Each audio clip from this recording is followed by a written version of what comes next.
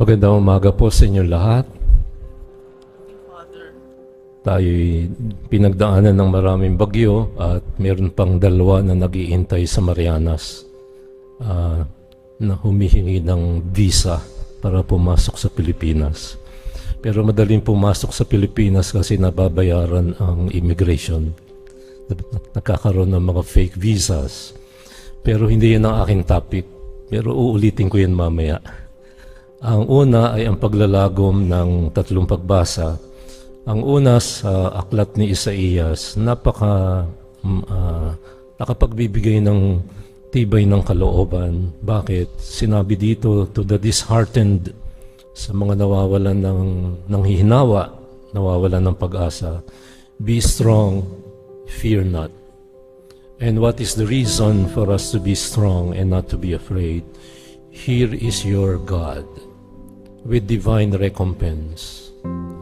That if that is not a message of hope, then I don't know what hope is. This is indeed something we all need to hear, and I will tell you why. Sa pangalawang pagbasa mula kay Santiago, James, sinabi ni Santiago na huwag magpakita ng pagkiling sa ilan. Show no partiality, neither to the rich nor to the poor. Because the poor are called to be rich in faith and heirs of the kingdom. That is something we all need to hear, and I will tell you why again a bit later on. In the gospel, we are told about a hopeful story, a beautiful story about a person who was surdus. In Latin, surdus means deaf, sordo in Italian. Sordomuto is deaf and dumb in Italian. So the man was surdus, and the Lord took him aside, isang tabi, at binuksan ang kanyang bibig at ang kanyang tenga. Yan ang bagay na siguro'y pwede nating ihambing sa kinatatayuan natin ngayon. And what is our human condition nowadays? Well, we just had Karina, 13 people, Enteng, 13 people died. Karina, I don't know how many. But every time there is a typhoon, people die, and they are the more helpless ones. They are the more vulnerable ones. Another one is brewing in the Marianas. Another one is moving up towards Okinawa. Climate change is real, and those of you who are still in denial will probably need to do a little bit of observation to see that this is a reality that cannot be denied. Ano pa ang ating katatayuan? Ang sarswela sa gobyerno. Sa nakakita ng pinaghahanap ng batas, pero nung makita ay naging artista at nagpicture at nag-selfie. At hibang na hibang yung sekretaryo, ikaw talaga, gigil na gigil. Saan ka nakakita? Only in the Philippines. Foreigners getting fake visas, birth certificates, and becoming mayors. Top government officials with their secrets now being exposed. At yung napakatapang laban sa mga drug dealers ay sila pala ang may kinalaman at may panukala. We are disappointed. We are discouraged, and we are almost like hopeless. And then we are told today, show no partiality, the reality that we are in.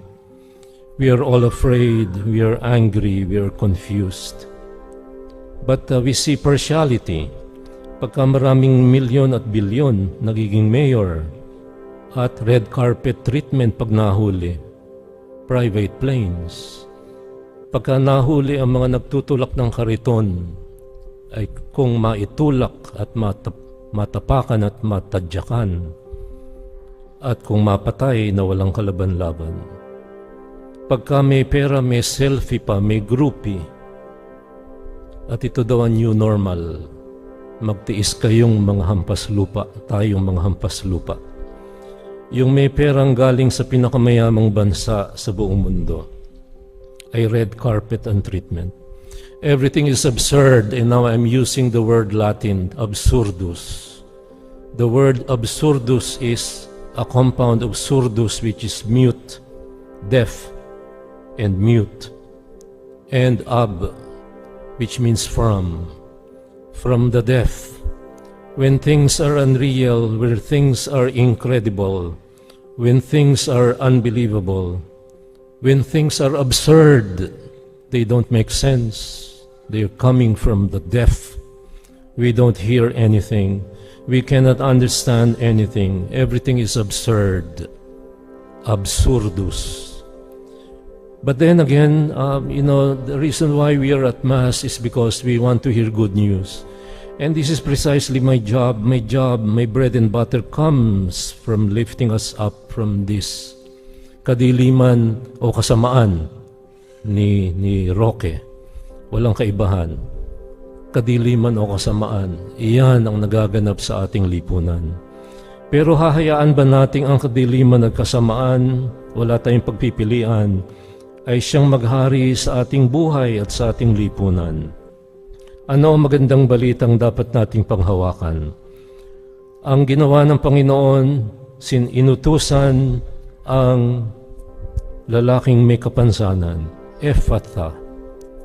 The biblical scholars say that this is among the ipsissima verba of Jesus Christ, the real words of the Lord that cannot be replaced. They came straight from the Lord's mouth. Ephatha, be opened. And then the second good news, the Lord takes the deaf and mute man aside. Isinaisan tabi at binulungan at binuksan ang tenga at ang bibig. He can only do wonders if we allow Him to open us up. And therefore, the Lord cannot do wonders if you don't allow God to take you aside. The Lord cannot change this country for as long as once upon a time when we were in high school, we were told that 87% of us are Christians. And the last thing I heard is we're down to 83. And of these 83% Christians, only less than 12% are coming to Mass every Sunday. The rest are hearing Mass online. Akala nila valid pa yung online Masses. Hindi na. Wala nang pandemya. So, yung iba ay naghahanap ng paborito nilang pare, kung kaya nagsisimba sa iPad, sa Huawei, sa Oppo, o sa cellphone. The Lord takes the deaf and mute man aside. The Lord takes you aside today, and you are here present, but you have to allow the Lord to do wonders for you, and you have to allow Him to touch you and to open your ears. We have to do our part. But then there is a duty that was given to the one who was done miracle to. Tell no one about this. This is the famous messianic secret. The messianic secret that was not yet time for it to be revealed. And therefore the Lord was telling him to be prudent. Hindi pa ngayon, not now, not here. Tell no one about it. But then, like in our country, lahat ng sikreto, pag sinabi nating atin-atin lang, 3 minutes after that, wala na yung sikreto mo. Kahit sinabi mong atin-atin lang ito, nasabi mo na sa kabilang grupo kasi lalo na rito sa ating parokya. Yung miyembro ng PWPN ay miyembro rin ng CWL, miyembro rin ng ADMA, miyembro rin ng Lectors, at miyembro rin ng marami pang ibang samahan. Kaya yung pinag-usapan sa ADMA, lumalabas yan sa iba. Tell no one, messianic secret. The secret about salvation cannot be hidden. The other secret I was referring to, I told that in jest. So huwag niyo sabihin, pinatamaan ko yung magsi. No, I'm just joking. Tell no one that messianic secret. But there are secrets and there are secrets. And as a family counselor, as a counselor generally. I know that there are three things that harm families. And one, we have seen that in these recent times, emotional cut-offs, yung mga salitang patapos, hindi na ako uuwi sa bahay na ito. Danger. Yung mga salitang patapos na yan, ang tawag dyan ng mga family psychologists ay emotional cut-offs. Parang si Kaloy hindi pa umuwi sa Liberisa eh. Tinakwil niya na yung kanyang toxic na nanay. At ginatungan ng mga vloggers. At hanggang ngayon ay pinag-uusapan. At nagdidemandahan na ngayon. At yan ang pinag-uusapan sa social media. Unang bagay na kasisira ng pamilya ay ang tinatawag na emotional cut-offs. Mga salitang patapos. Ayoko nang umuwi sa bahay na ito. Toxic ang mga magulang ko.